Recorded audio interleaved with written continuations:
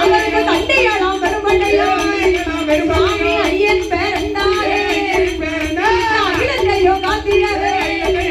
சர்வசாஸ்தா வேறந்தாரே நம்ம சங்கடங்கள் போக்கினவே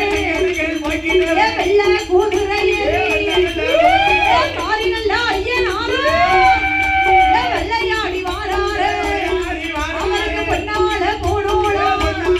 சாமி ஒப்பளித்த காவட்டமோ அவருக்கு வெள்ளையாள போனோளம் அங்கே வெண்கலத்தா தாவட்டமோ தங்கத்தாள போனோளம் அணிவயிற தாவட்டமோ வெள்ள குதிரையே காரினல்ல ஐயனா